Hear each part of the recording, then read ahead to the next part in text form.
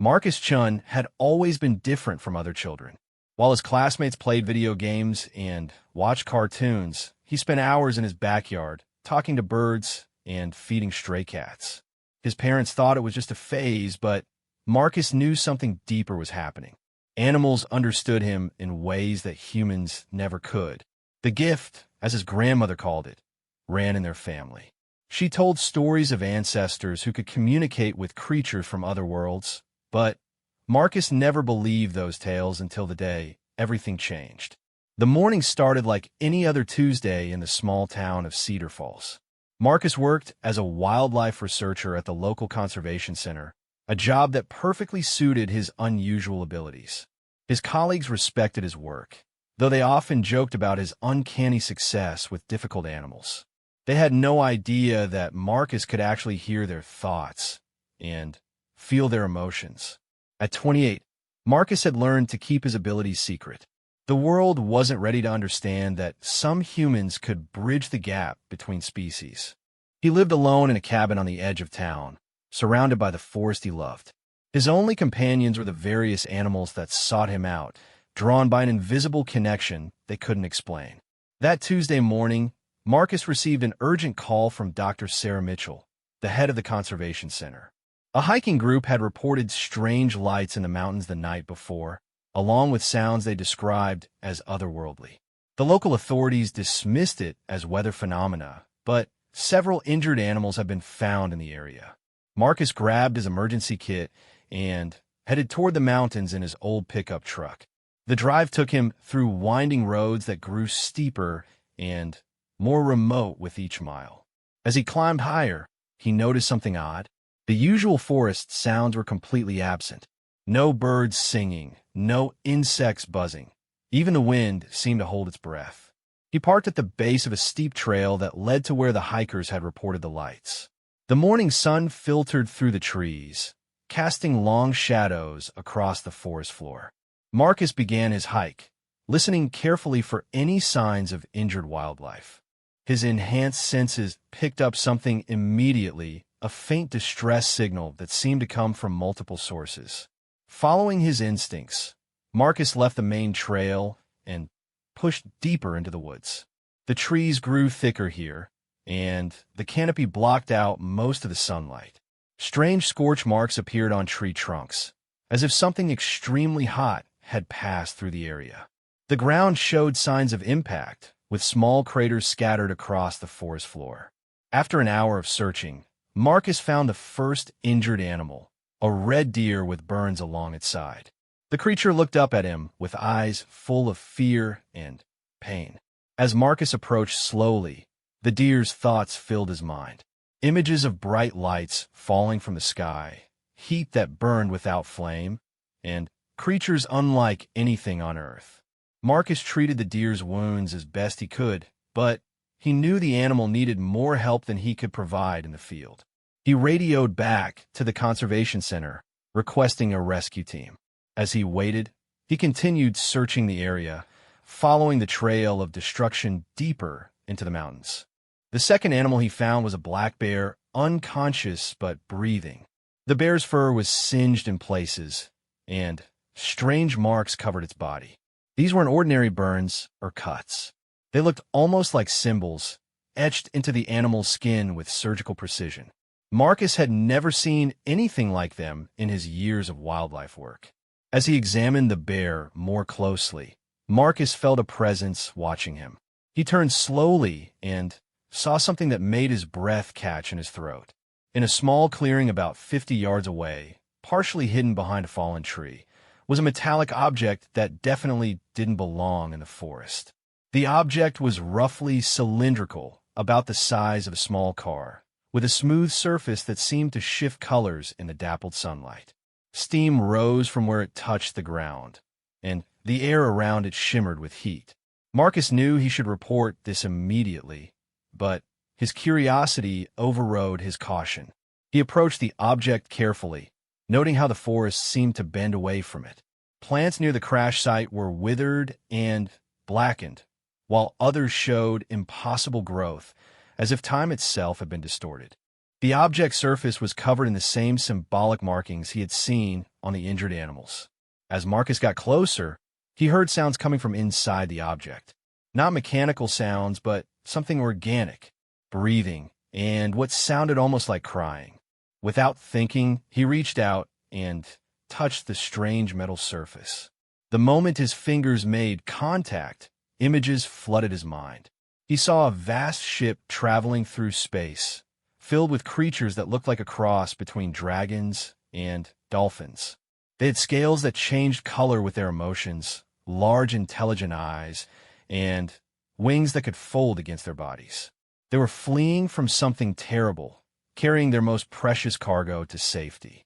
The ship had been damaged in their escape, and pieces of it were falling toward Earth. This pod contained their young, the next generation of their species, and the parents had sacrificed themselves to ensure the youngsters reached safety. The hatchlings inside were scared, alone, and calling out for help in a language that transcended species barriers. Marcus pulled his hand away, staggered by what he had seen. These weren't invaders or threats. They were refugees, children who had lost everything and needed protection.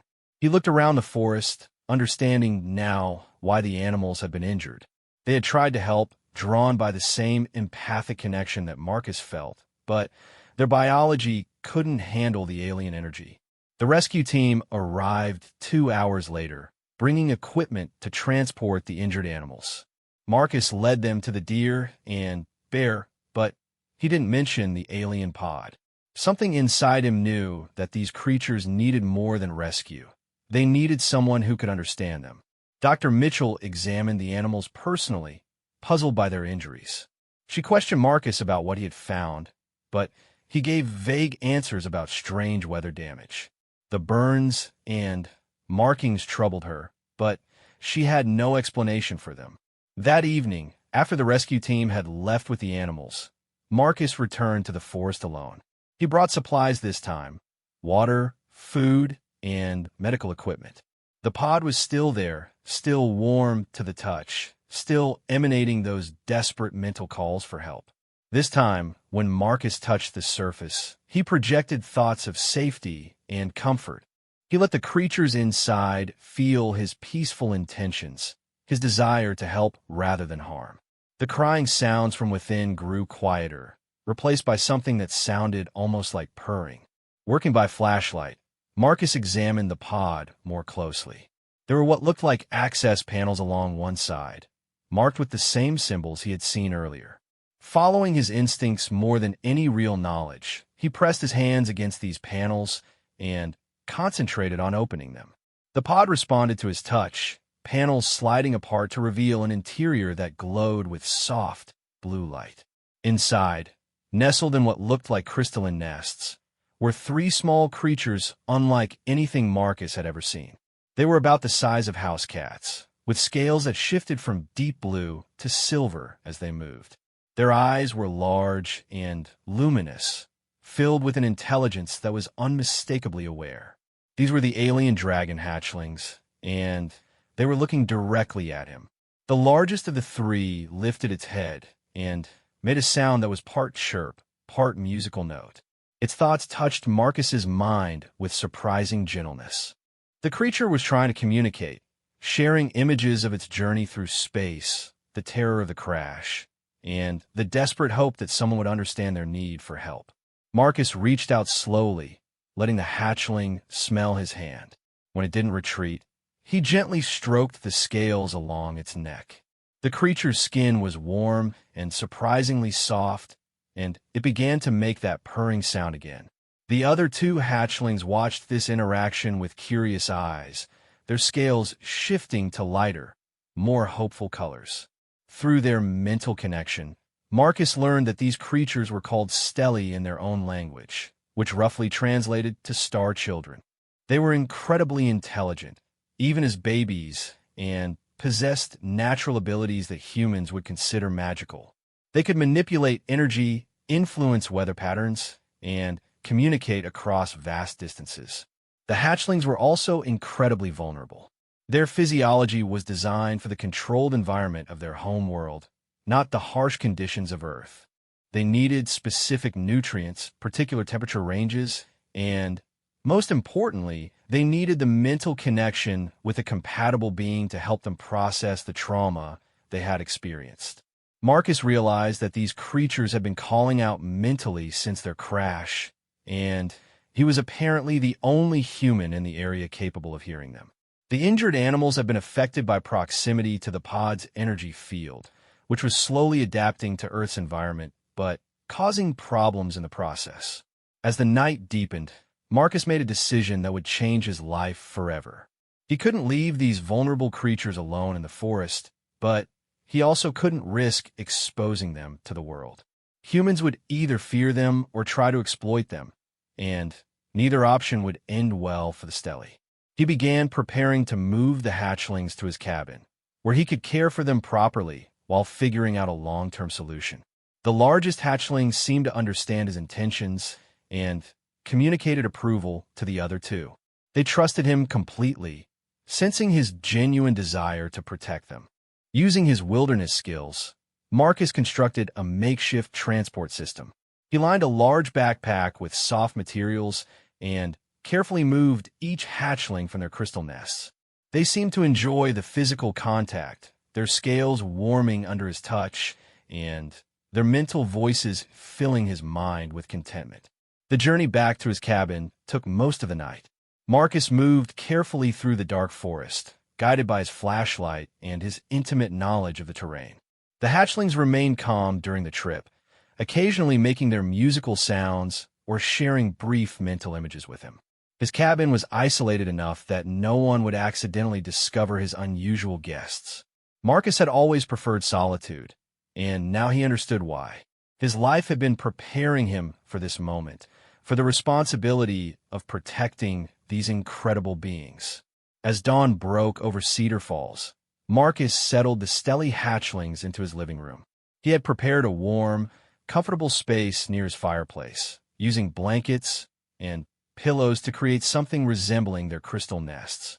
The creatures explored their new environment with careful curiosity, their scales reflecting the morning light streaming through his windows. The largest hatchling, which Marcus had begun thinking of as the leader, approached him with confident steps. It looked up at him with those luminous eyes and projected a single, clear thought: gratitude. Not just thanks for the rescue, but deep appreciation for his willingness to risk everything to help them. Marcus knelt down and gently stroked the creature's head. He was no longer just a wildlife researcher living alone in the woods. He had become the guardian of Earth's first alien refugees, and he suspected his quiet life was about to become much more complicated. Outside, the world continued its normal routine, unaware that three extraordinary beings now called Cedar Falls home. Marcus looked at his new charges and smiled. Whatever challenges lay ahead, he would face them. These creatures had traveled across the galaxy and lost everything in the process. The least he could do was give them a safe place to grow and heal. The hatchlings seemed to sense his determination. Their scales brightened to warm golden tones, and their mental voices joined in a harmony that sounded like distant music. For the first time since their arrival on Earth, the Star Children were truly safe. Marcus Chun had been written off by many as an eccentric loner who preferred animals to people. They had no idea that his supposed weakness would become his greatest strength, or that his isolated life had prepared him perfectly for the most important job he would ever have.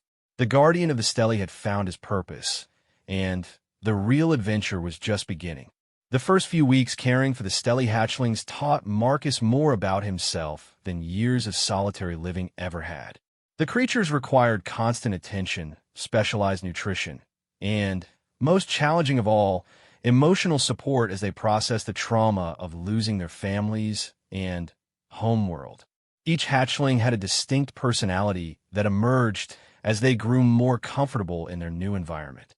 The largest, whom Marcus called Aurora for the way her scales shifted like the northern lights, was clearly the leader.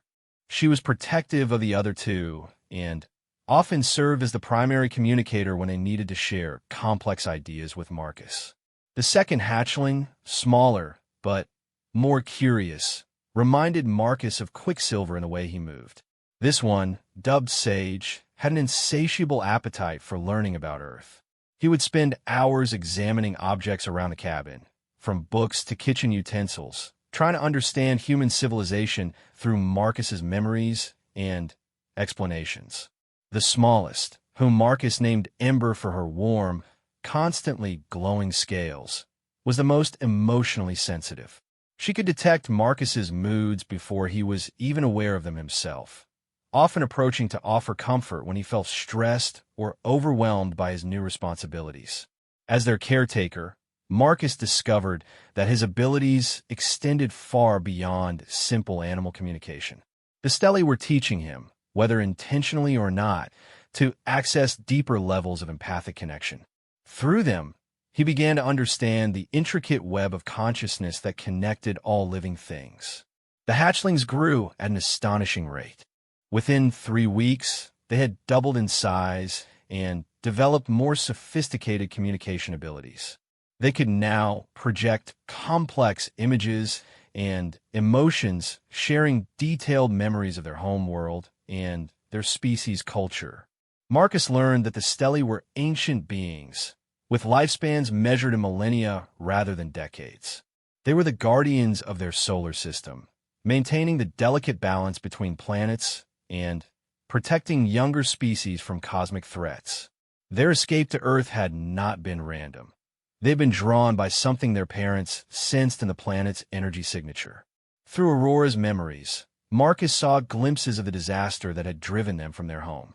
A dark force, something that devoured planets and left only emptiness behind, had been consuming their corner of the galaxy. The adult Stelli had fought bravely, but they were outmatched. The decision to send their young to safety had been made in the final moments before their world was consumed. These revelations weighed heavily on Marcus. The hatchlings weren't just refugees, they were possibly the last of their kind. The responsibility of ensuring their survival and helping them grow into their full potential felt overwhelming at times. The practical challenges were equally daunting. The Stelli required a diet that included minerals not naturally found on Earth. Marcus had to be creative, mixing supplements and trace elements to approximate their nutritional needs. He spent his savings on specialized equipment to maintain the proper temperature and humidity levels in his cabin. More concerning were the energy fluctuations the hatchlings produced as they grew stronger. Electronic devices malfunctioned around them, and twice Marcus had to explain to the power company why his cabin kept experiencing strange electrical surges. He began to worry that their presence might eventually be detected by government agencies or research organizations. Dr. Sarah Mitchell had noticed changes in Marcus's behavior at work. He seemed distracted, frequently checking his phone and leaving early for family emergencies. She suspected he was dealing with personal problems, but respected his privacy enough not to pry. However, her concern grew when animals at the conservation center began acting strangely whenever Marcus was around. Birds would gather outside his office windows, and even the most aggressive animals became calm in his presence. Other staff members joked that Marcus had some kind of magical influence over wildlife, but Dr. Mitchell noticed the animals' behavior was more intense than usual. They seemed to be trying to communicate something urgent. The breakthrough came during Marcus's 4th week with the hatchlings. He had been struggling to understand why Sage kept projecting images of the forest where they had crashed. The young Stelli seemed agitated about something, but couldn't convey the exact nature of his concern. Finally, Aurora stepped in as translator. Through a series of complex mental images and emotions, she explained that Sage was detecting energy signatures from other pods that had fallen to Earth. The crash Marcus had discovered was not an isolated incident. It was part of a larger dispersion pattern designed to spread the survivors across a wide area. This revelation changed everything. If there were other pods, there might be other hatchlings, possibly injured or dying without proper care. Marcus realized he couldn't handle this situation alone anymore. He needed help, but Finding the right people to trust with such an enormous secret seemed impossible. The decision was made for him the next morning when Dr. Mitchell arrived at his cabin unannounced. She had become increasingly concerned about his erratic behavior and had decided to check on him personally. Marcus heard her truck approaching and quickly moved the hatchlings to his bedroom, hoping to keep them hidden until he could convince her to leave. Dr. Mitchell knocked firmly on his front door. "Marcus, I know you're in there. Your truck is parked outside, and I can see smoke coming from your chimney. We need to talk." Marcus opened the door reluctantly, trying to block her view of the living room where evidence of his unusual house guests was scattered everywhere. Specialized heating lamps, custom feeding bowls, and crystalline formations that the hatchlings had been creating as nests were visible to anyone who looked carefully. "Sarah, this really isn't a good time," Marcus said, stepping outside and closing the door behind him. "I'm dealing with some personal issues, and I need a few more days to sort things out." Dr. Mitchell studied his face with the practiced eye of someone who had spent years working with both animals and the people who cared for them. She could see the exhaustion in his features, the stress lines around his eyes, but also something else. There was a sense of purpose in his posture, a protective instinct that reminded her of parents defending their young. "Marcus, you've been acting strange for weeks. You disappear at odd hours. You've missed 3 important meetings, and yesterday I caught you talking to thin air in the equipment shed. I'm worried about you. If you're having mental health issues, we can get you help." Before Marcus could respond, a sound came from inside the cabin. It was Ember's distress call, a musical note that conveyed urgent need for attention. Marcus tensed, knowing that if Dr. Mitchell heard it again, she would recognize that no Earth animal made sounds like that. "What was that?" Dr. Mitchell asked, her scientific curiosity overriding social politeness. "It sounded like some kind of bird, but I've never heard that specific call before." Marcus was running out of options. The hatchlings were becoming agitated by the presence of a stranger, and their energy fields were starting to affect the electronic devices in his cabin. His radio was crackling with static, and the lights were flickering in patterns that definitely weren't normal. "Sarah, I need you to promise me something before I explain," Marcus said, making a decision that terrified him. "Promise me that you'll listen to the whole story before you make any judgments or decisions about what to do next." Dr. Mitchell recognized the gravity in his voice. In the 12 years she had known Marcus, she had never seen him this serious about anything. "Okay, Marcus, I promise to listen. But if you're in danger, or if you're endangering others, I have to do something about it." Marcus nodded and opened his cabin door. "What I'm about to show you will change how you see the world forever. There's no going back once you know this secret."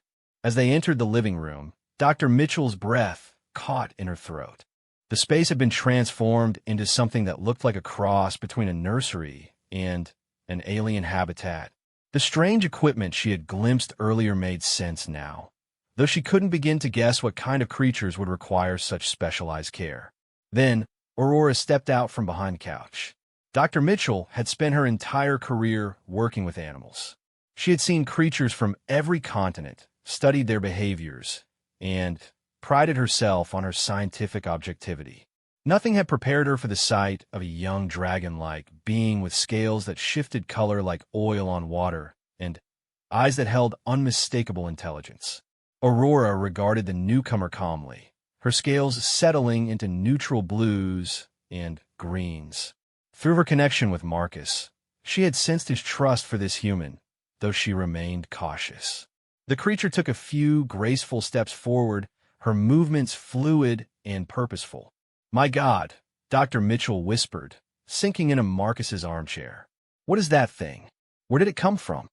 Before Marcus could answer, Sage and Ember emerged from their hiding places. The 3 hatchlings arranged themselves in a protective formation, with Aurora in front and the other 2 flanking her. They were clearly assessing the potential threat this stranger represented.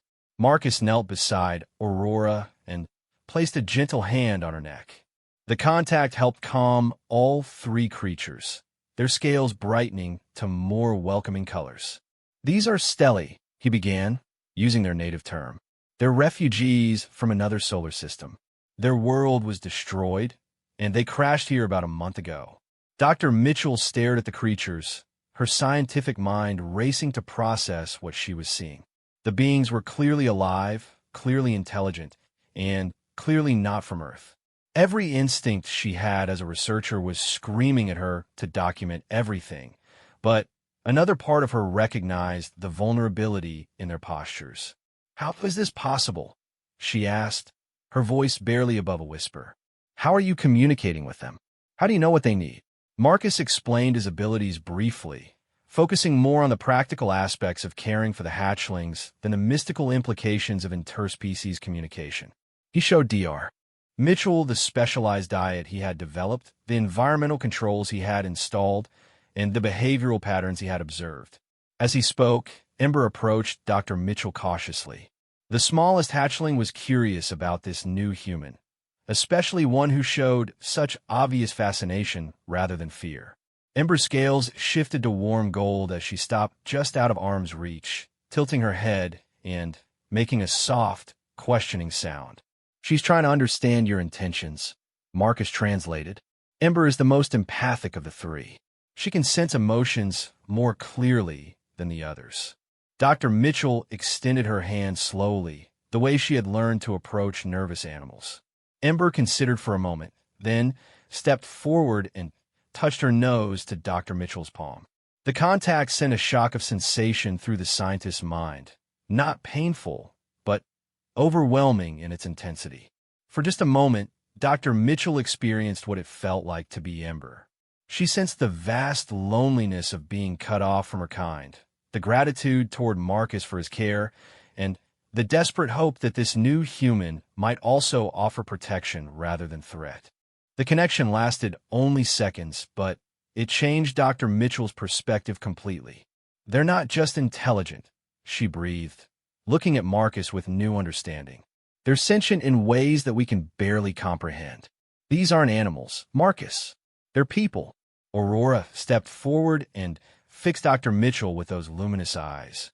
Without physical contact, the lead hatchling projected a series of images directly into the scientist's mind. Dr. Mitchell saw the destruction of the Stelly homeworld, the desperate flight across space, and the crash landing that had brought them to Earth. More importantly, Aurora shared her growing concern about other survivors. The mental map she projected showed potential landing sites scattered across several states, with energy signatures that were growing weaker by the day. Other hatchlings were out there, alone, and probably dying without proper care. "There are others," Dr. Mitchell said, understanding flooding through her. "That's what you've been trying to tell Marcus, isn't it? There are more of your kind scattered across the region, and they need help." Marcus nodded grimly. "That's the problem. I can't search for them without raising questions I can't answer. If I start asking about unusual phenomena or strange discoveries, people will get suspicious. But if I don't find them soon, they might not survive." Dr. Mitchell stood up and began pacing, her mind working through the implications and possibilities. As the head of a conservation organization, she had resources that Marcus lacked. She had contacts with wildlife agencies, research institutions, and government departments. More importantly, she had the credibility to investigate unusual reports without raising suspicion. "We're going to need a cover story," she said, turning back to Marcus and the hatchlings. "Something that explains why we're suddenly interested in investigating strange animal behavior and unusual sightings across multiple states." Marcus felt a surge of hope. "You're willing to help?" "Marcus, these beings are refugees who have lost everything. They're children who need protection and care. As a scientist and as a human being, I can't walk away from that responsibility." Dr. Mitchell looked at each of the hatchlings in turn. "Besides, this is the discovery of the millennium. The knowledge they possess could benefit both species enormously." Aurora projected approval and gratitude toward Dr. Mitchell, her scales shifting to brilliant golds and silvers. Sage and Ember moved closer to the scientist, their earlier wariness replaced by cautious acceptance. Marcus realized that his secret was no longer his to bear alone. Over the next several hours, they developed a plan. Dr. Mitchell would use her professional network to investigate reports of unusual animal behavior, strange lights, or unexplained phenomena across the region.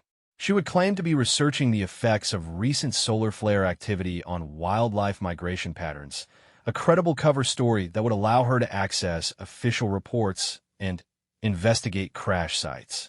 Marcus would continue caring for the 3 hatchlings while expanding his living space to accommodate potential rescues. His cabin was isolated enough to serve as a temporary sanctuary, but they would need to find a more permanent solution if they located more survivors.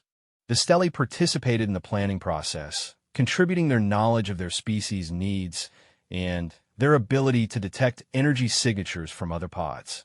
Aurora estimated that there might be as many as 15 other pods scattered across the western United States, each potentially containing 1 to 3 hatchlings. As evening approached, Dr. Mitchell prepared to leave. The magnitude of what they were undertaking was just beginning to sink in. They were committing to a rescue operation that could span months or even years, all while keeping the existence of an alien species secret from the world. "Are you sure about this, Sarah?" Marcus asked as she gathered her belongings. "Once we start down this path, there's no going back. If we're caught, if this goes wrong, both of our careers will be over. We could face federal charges for concealing this from the government." Dr. Mitchell looked at the 3 hatchlings, who were watching her departure with obvious concern. These beings had already lost everything once. They deserved a chance to rebuild their lives in safety, free from exploitation or experimentation. "Some things are more important than careers, Marcus. These children need our help, and we might be the only humans capable of providing it." She smiled at Aurora, who responded with a gentle trill of appreciation. "Besides, I became a scientist to make a difference in the world. I can't think of anything more meaningful than this." After Dr. Mitchell left, Marcus sat with the hatchlings as they settled in for the night. Their energy levels were higher than usual, stimulated by the day's events and the possibility of finding their scattered siblings.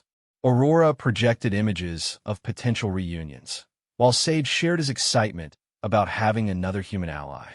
Ember curled up against Marcus's side, her scales warm against his arm. Through their connection, he felt her contentment and her growing sense of security. These beings had found their guardian, but more than that, they had found their advocate.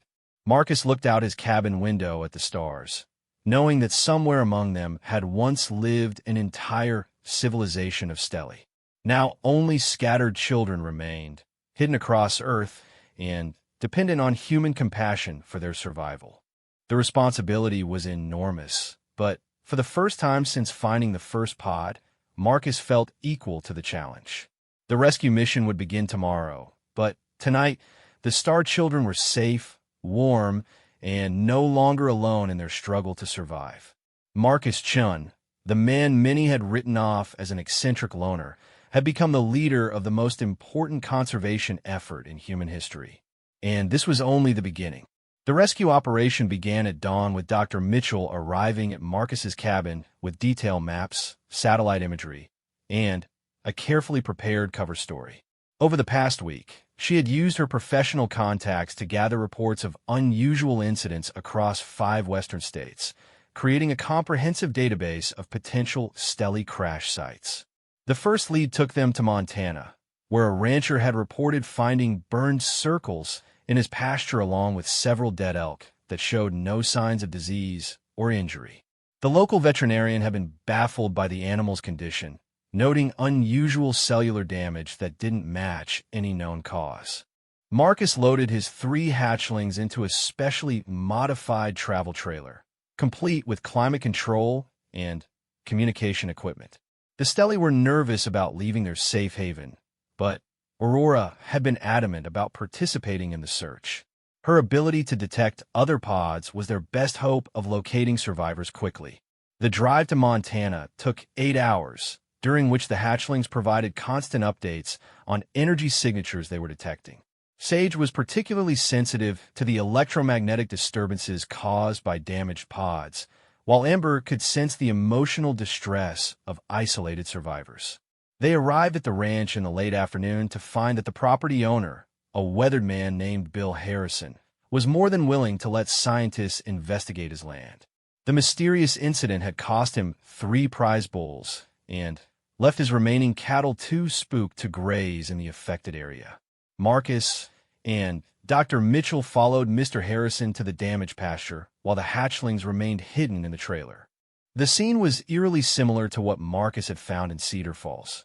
Circular burn patterns, vegetation that showed both destruction and impossible growth, and an electromagnetic signature that made their equipment malfunction. Found about 2 weeks ago, Mr. Harrison explained, gesturing to the largest burned circle.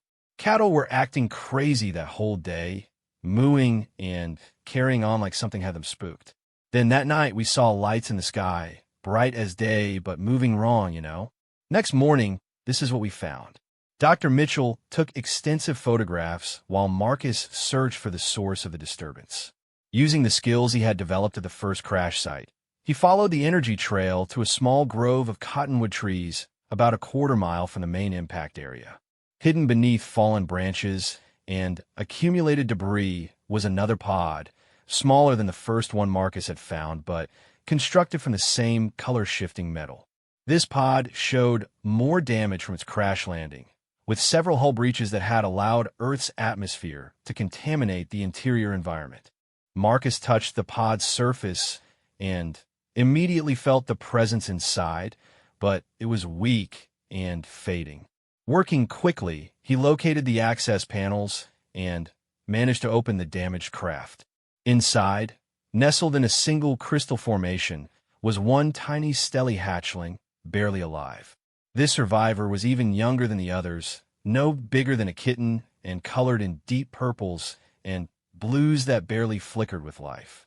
The creature's breathing was labored, and its scales had lost the characteristic shimmer that indicated good health among the stelly.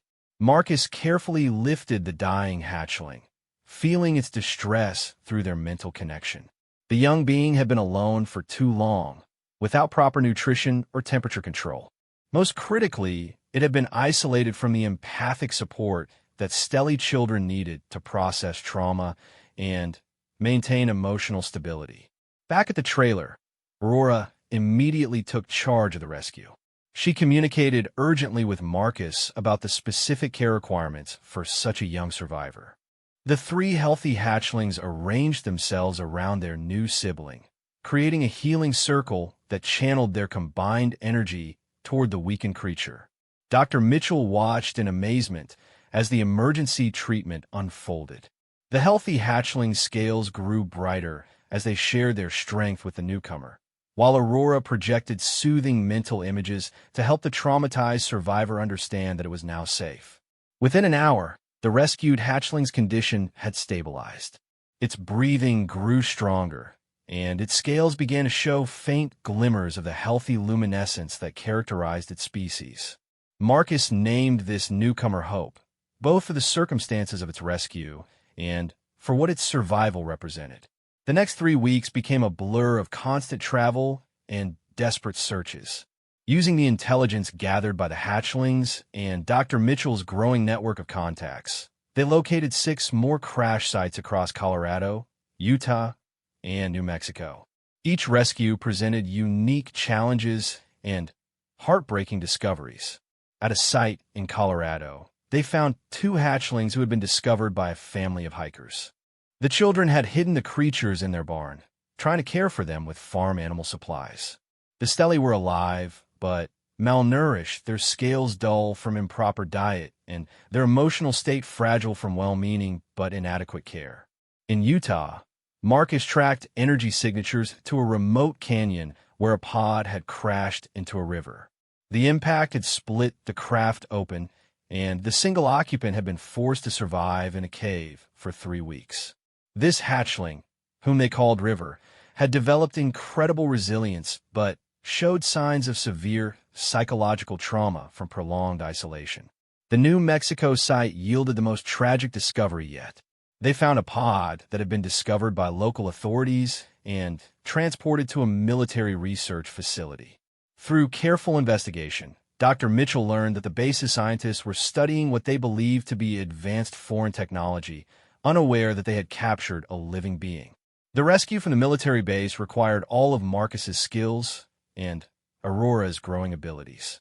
The lead hatchling had developed new powers as she matured, including the ability to temporarily disrupt electronic systems and create localized electromagnetic pulses. Working together, they managed to infiltrate the facility during a planned power outage and extract the captured hatchling. This survivor, a female they named Freedom, had been subjected to medical tests and confinement for 2 weeks. Her trust in humans was severely damaged, and she required extensive rehabilitation before she could integrate with a growing group of survivors. By the end of the month, Marcus's cabin had become home to 8 stelly hatchlings of varying ages and emotional states. The space was completely inadequate for their needs, but finding a larger, more secure location presented enormous challenges. The breakthrough came from an unexpected source. Bill Harrison, the Montana rancher who had first allowed them to investigate his land, had been following their work through Dr. Mitchell's carefully crafted reports. He approached them with a proposition that would change everything. "I've been thinking about what you folks are doing," he told them during a follow-up visit to his property. "These creatures you're studying, they're special, aren't they? Not just animals, but something more." Marcus and Dr. Mitchell exchanged careful glances, unsure how much the rancher had deduced about their real mission. Mr. Harrison was clearly intelligent and observant, but revealing the truth to another person carried enormous risks. "What makes you say that, Bill?" Dr. Mitchell asked diplomatically. The rancher smiled and pulled out a small device that looked remarkably similar to stelly technology. "Because I found this near the crash site after you left. Took it apart, studied it, and I can tell you that nothing on Earth has the ability to manipulate matter at the molecular level like this thing can." Marcus's heart sank. If Mr. Harrison had been studying stelly technology, there was no telling who else he might have shared his discoveries with. The secret they had worked so hard to protect might already be compromised. But the rancher's next words surprised him completely. "I also know that you've been rescuing survivors, and that your current setup isn't adequate for long-term care. I own 15,000 acres of isolated mountain land in Wyoming, complete with natural caves, underground water sources, and enough space to build whatever kind of facility these beings need." Dr. Mitchell stared at him in shock. "You're offering to help us?" "Ma'am, I've lived on this land for 60 years. I've seen plenty of strange things that don't make sense according to normal thinking. But I've also learned to recognize when something important is happening, something that's bigger than any one person can handle alone." Mr. Harrison explained that his property included an extensive cave system that had been used by Native American tribes as a winter shelter for centuries. The caves maintained constant temperatures year-round and could be modified to provide the specific environmental conditions the stelly required.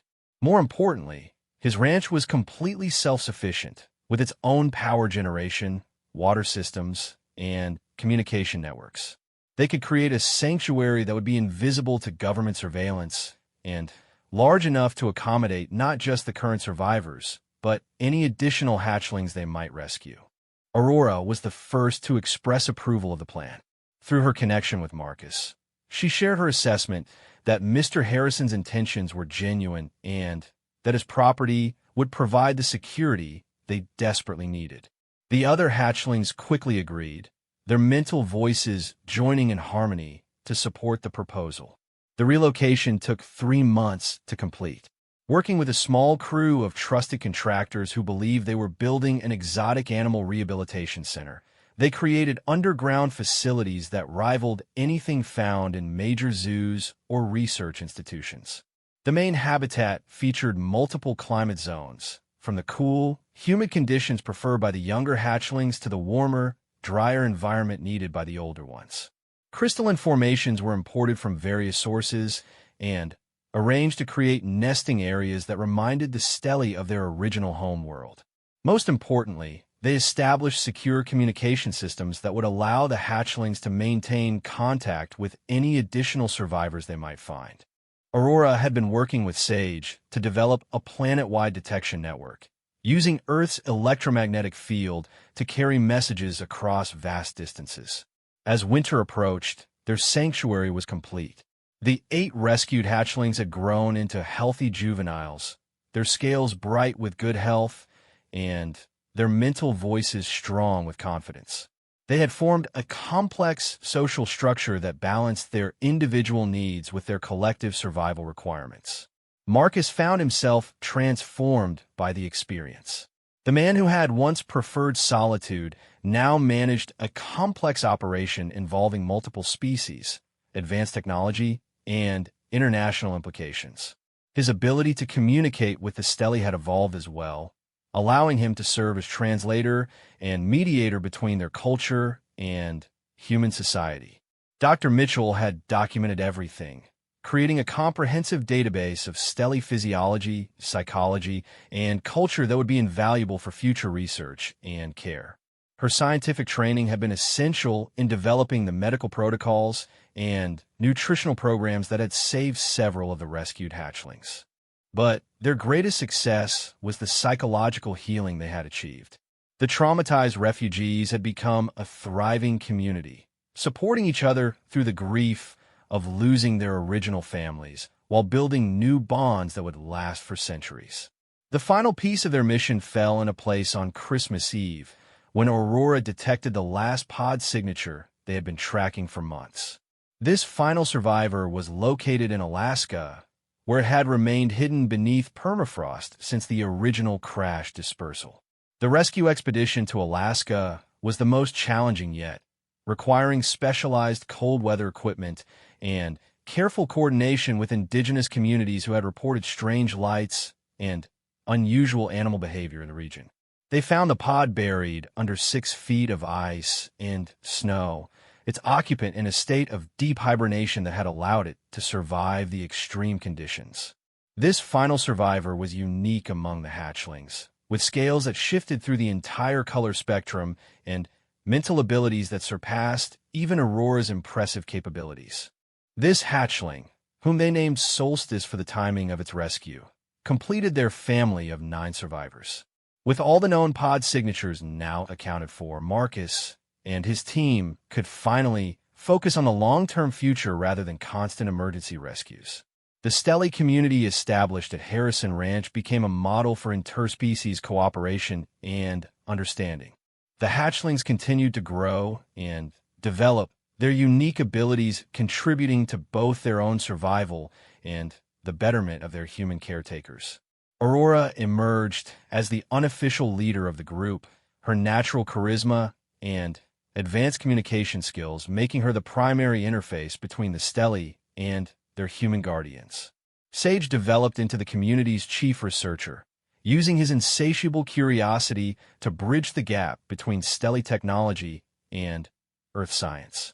Ember became the emotional heart of the sanctuary, her empathic abilities helping traumatized hatchlings heal while also providing valuable insights into human psychology. The other survivors each found their own roles within the growing community, contributing their unique talents to the collective good. Marcus Chun, the man who had been written off as an eccentric loner, had become the architect of the most successful interspecies rescue operation in history. His willingness to risk everything for beings he had never met before had saved not just individual lives, but an entire species from extinction. As the first anniversary of the original crash approached, Marcus stood on the porch of his new home at the ranch, watching the Steli young ones play in the specially designed courtyards of their sanctuary. The star children who had been scattered across the continent in desperate survival situations were now thriving in safety, their scales bright with health, and their voices strong with purpose. Dr. Mitchell joined him on the porch, carrying the latest reports from their monitoring stations. The government has finally classified the original incidents as weather-related phenomena, she announced with satisfaction. All official investigations have been closed, and our cover story is holding perfectly. Marcus nodded, but His attention was focused on Aurora, who was teaching the younger hatchlings how to create the complex energy patterns that would eventually allow them to travel between stars. The sight filled him with both pride and melancholy, knowing that someday these remarkable beings might choose to leave Earth in search of other stellar communities. "Do you ever regret it?" Dr. Mitchell asked, following his gaze. "Giving up your quiet life to take on all this responsibility?" Marcus considered the question seriously. His old life had been simple and predictable, but it had also been empty in ways he hadn't fully understood until the hatchlings came into his world. Now his days were filled with purpose, his nights blessed with the harmonious mental voices of beings who had become his family in every way that mattered. "No," he said finally. "I was written off as dead to the world long before the crash ever happened. Living alone, avoiding connections, keeping my abilities secret. The hatchlings didn't just need saving. They saved me too." Aurora must have been listening to their conversation through her mental connection with Marcus, because she looked up from her teaching session and projected a wave of affection toward both humans. Her message was clear. The feeling was mutual. As the sun set over the Wyoming mountains, painting the sky in colors that rivaled the stelli's own brilliant scales, Marcus reflected on the journey that had brought them all to this moment. The man who preferred animals to people had become the guardian of Earth's most extraordinary refugees, and in doing so, had discovered that some connections transcended species entirely. The Star Children were no longer lost and alone. They had found their home, their family, and their future. And Marcus Chun, once dismissed as a social misfit, had found his true calling as the bridge between worlds, ensuring that the universe's most precious survivors would continue to shine their light for generations to come. In the end, being written off as dead had been the perfect preparation for the most important life he could have imagined.